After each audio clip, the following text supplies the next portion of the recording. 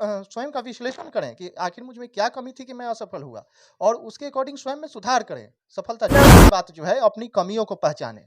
बहुत सारे लोग असफल होते हैं तो वे असफलता का ठीकरा किसी और पे फोड़ देते हैं। एग्जामिनर अच्छा नहीं था, क्वेश्चन टफ आ गया, मेरा सेंटर की होगी शिक्षा, उसके बाद लॉ एंड ऑर्डर भी है, उसके बाद हेल्थ है। ये सब मेरी प्राथमिकता। किसी भी व्यक्ति को भीख मांगने की आवश्यकता नहीं है। सरकार की ऐसी-ऐसी योजनाएँ चल रही हैं, तो मेरी प्राथमिकता होगी कि मैं उसको इम्प्लीमेंट। को डाँटते थे, ये अपने से पूरा पढ़ते थे, रात में भी पढ़ते थे, माँ से भी कोई ये नहीं था। खेती में भी कुछ काम करते थे, हम आते थे सिद्धवलिया में सप्ताह में 1 दिन, तो हमारे साथ चल कर के खेती-वेती में भी काम 2015 से ही जॉब में हूँ, राइफल फैक्ट्री ईसापुर में मैं वर्तमान समय में भी कार्यरत हूँ। और जब मैंने वहाँ जॉइन किया था वर्ष 2015 में, उसी समय कहीं न कहीं मेरे मन में चल रहा था कि मुझे सिविल सेवा के क्षेत्र में जाना है। तो उसी को ध्यान में रखते हुए मैंने ग्रेजुएशन कंप्लीट किया।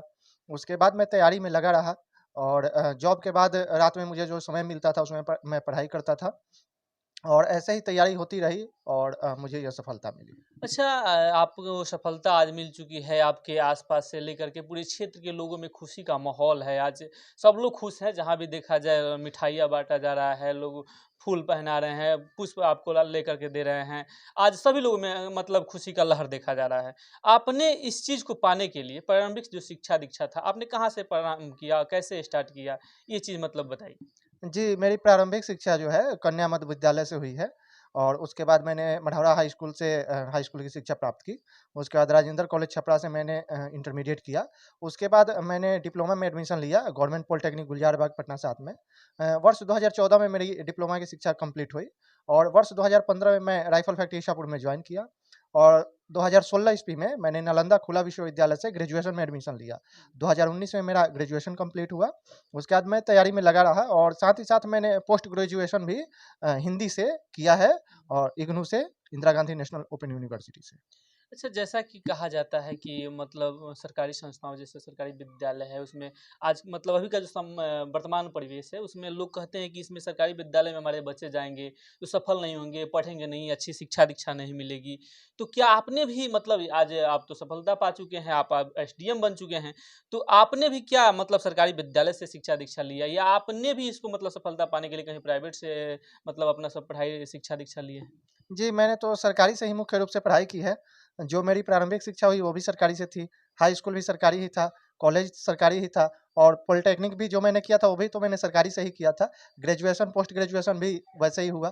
तो ये कहना गलत होगा कि सरकारी विद्यालयों में शिक्षा नहीं मिलती है।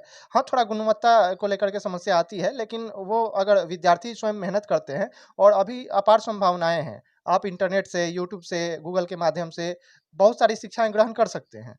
तो अगर एक आपके अंदर एक जोश है, जुनून है, और कुछ करने की लगन है, तो ये आपके जो सरकारी शिक्षा को लेकर के जो बातें हैं, वे कहीं भी आपके राह में बाधा नहीं डालेगी, बल्कि वो आपका सहयोग करेगी, और उसके बल पर आप सफल हो सकते हैं। अच्छा, जैसा कि कहा जाता है, आप भी सुने होंगे और मतलब देखे भी होंगे अपने जीवन में, आपने भी अनुभव किया होगा इसको, कि आप हमारे ही क्षेत्र के ले लीजिए, बहुत सारे लोगों की ये मानसिकताएँ होती है कि हमारा जो बच्चा है सरकारी विद्यालय में जाएगा तो अच्छा शिक्षा दीक्षा नहीं लेगा, अच्छा मतलब कुछ नहीं कर पाएगा, उसे हम प्राइवेट में ही पढ़ाएँ।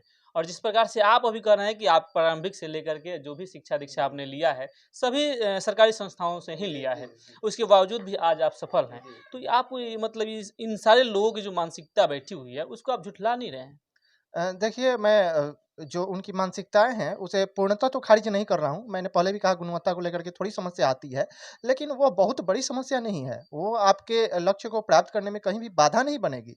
अगर आप मन से मेहनत करते हैं, परिश्रम करते हैं, धैर्य रखते हैं, लंबे समय तक मेहनत करते हैं, तो आप सफल होंगे, ज़रूर होंगे। थोड़ी बाधाएँ उत्पन्न होगी, लेकिन वे आपको कहीं भी रोक नहीं सकती हैं, और सरकारी संस्थानों में बहुत अच्छे-अच्छे शिक्षक भी हैं।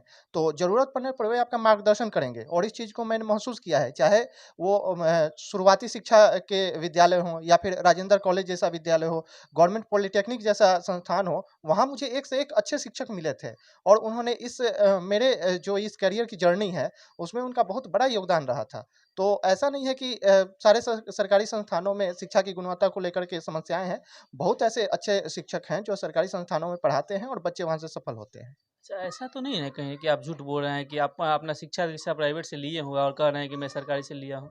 जी, ऐसी बात नहीं है, आखिर ऐसा करके मुझे क्या लाभ होगा? मैं तो किसी कोचिंग के लिए ये इंटरव्यू नहीं दे रहा हूँ। मैं तो जो मेरे अनुभव हैं, अपनी जो सच्चाइयाँ हैं, उन्हें व्यक्त कर रहा हूँ।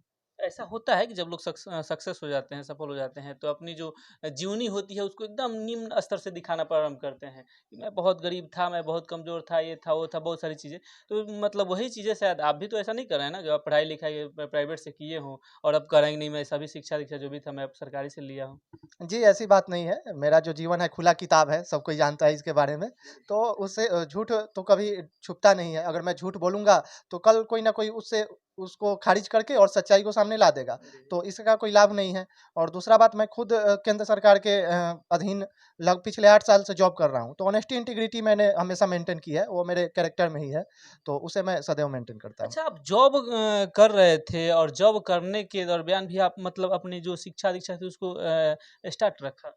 जी, जी, जी। मेरे मन में पहले से ही था कि मुझे सिविल सेवा में जाना है, और इसी जुनून ने मुझे आगे कंटिन्यू करने को कहा कि तब तक परिश्रम करते रहना है जब तक कि लक्ष्य प्राप्त ना हो जाए। मेरे दिमाग में चल रहा था कि चाहे मैं कितना भी असफल हूँ, जब तक एज है मेरे पास, मैं प्रयास करते रहूँगा। अच्छा, ये प्रथम बार में ही आपने ये हासिल कर लिया है या इससे पहले भी आप मतलब प्रयास किए थे? जी, इसके पहले मैंने 66वीं बीपीएससी दिया था। हुँ, उसमें मेरा पीटी में नहीं हुआ था। लगभग 10-15 मार्क्स के कारण हुँ। पीटी मेरा नहीं हुआ था उस समय। उसके बाद फिर आपने 67वीं में दिया और आप आज रिज़ल्ट सामने है। जी, जी, 67वीं दिया, उसके बाद फिर मैं 68वीं दिया, 68वीं में भी मेरा पीटी हुआ, मेंस मैंने लिख रखा है उसका भी, 69वीं भी दिया हूँ मैं, हुँ। और उसमें भी मेरा 90 प्लस मार्क्स आ रहा है, तो आशा है उसमें भी हो जाएगा, लेकिन अब मुझे उसकी कोई आवश्यकता नहीं है। अब तो हो चुका है। जी। अच्छा, आप अब सफल हैं, सारे गाँव देहात से लेकर के आपके सगे-संबंधियों में भी खुशी की लहर दौड़ पड़ी है, अपार लोगों में खुशी देखी जा रही है।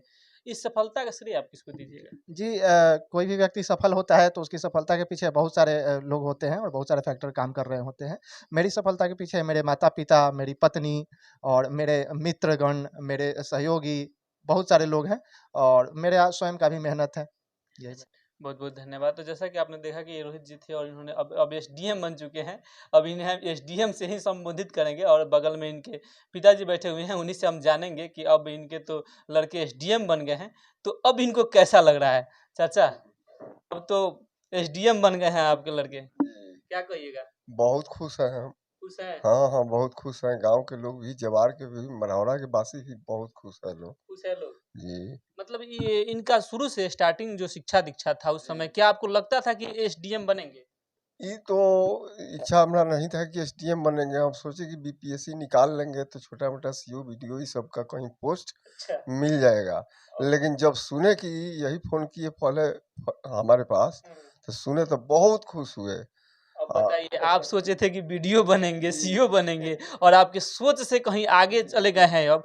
तो मतलब उस समय जब सुने होंगे तो आपको कैसा फ़ील हुआ होगा? बहुत बहुत खुश हुए हम, अच्छा, बहुत खुश जैसे हुए। इनका पढ़ाई-लिखाई शुरू में कैसा रहा था? मतलब पढ़ने-लिखने में क्या आप इनको हमेशा डाँटते थे, बोलते थे पढ़ने के लिए या अपने से ही मतलब ना, कभी नहीं इनको डाँटते थे। ये अपने से पूरा पढ़ते थे, रात में भी पढ़ते थे। माँ से भी कोई ये नहीं था। खेती में भी कुछ काम करते थे। हम आते थे सिद्धवलिया में सप्ताह में 1 दिन, तो हमारे साथ चल कर के खेती-वेती में भी काम करते थे। लेकिन दूसरा लड़का से, कोई फालतू लड़का से ये सब संगत-वंगत नहीं था, खाली पढ़ाई के बारे में। बदमाशी नहीं करते थे? जी हाँ। बचपन में बदमाशी तो करते होंगे,